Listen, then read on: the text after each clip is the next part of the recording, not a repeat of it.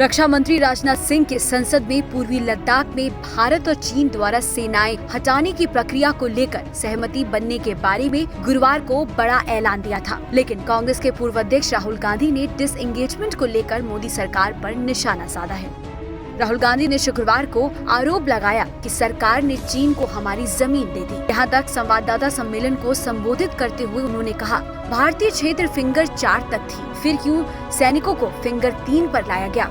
Depsang गोगराहाट spring के बारे में स्थिति स्पष्ट क्यों नहीं की गई? हिंदुस्तान की सरकार की निगोशिएटिंग पोजीशन चाइना के साथ स्टेटस को एंटी 2020 अप्रैल 2020, उसको सरकार भूल गई, उसको छोड़ दिया, उसको फेंक दिया। चाइना के सामने नरेंद्र मोदी ने अपना सिर झुका दिया, मत्था टेक दिया। हमारी जमीन फिंगर 4 तक है। नरेंद्र मोदी ने फिंगर 3 से फिंगर 4 की जमीन, जो हिंदुस्तान की पवित्र जमीन है, वो चाइना को पकड़ा दी है। यह पहली बात है।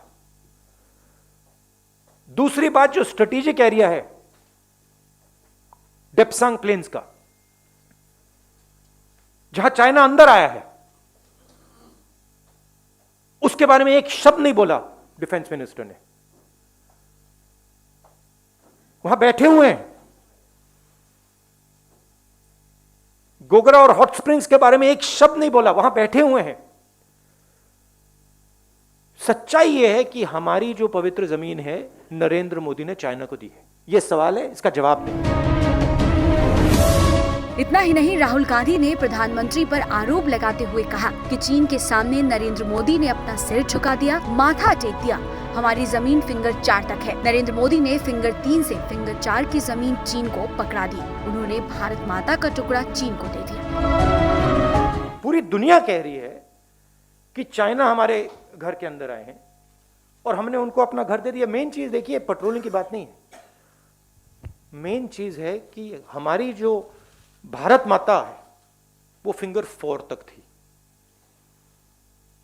अब भारत माता का एक टुकड़ा चाइना के पास है और नरेंद्र मोदी ने भारत माता का टुकड़ा चाइना को पकड़ा दिया है। ये रियलिटी है। प्रधानमंत्री की जिम्मेदारी इस देश की रक्षा करने की है। प्रधानमंत्री ने वो जिम्मेदारी निभाई नहीं है। हमारी जमीन उन्होंने चाइना को दी है। इसी के साथ राहुल गांधी ने कहा, इस देश के क्षेत्र की रक्षा करना प्रधानमंत्री की जिम्मेदारी है। वह इसे कैसे करते हैं या उनकी समस्या है, मेरी नहीं। आपको बता दें कि राहुल गांधी का आज से 2 दिवसीय राजस्थान दौरा शुरू हुआ। यहाँ कृषि कानून के खिलाफ जारी प्रदर्शन में राहुल गांधी ने हिस्सा लिया और वो और भी अलग अलग सभाओं में हिस्सा लेंगे और जनसभाओं को संबोधित करेंगे। ब्यूरो रिपोर्ट, खबर आई।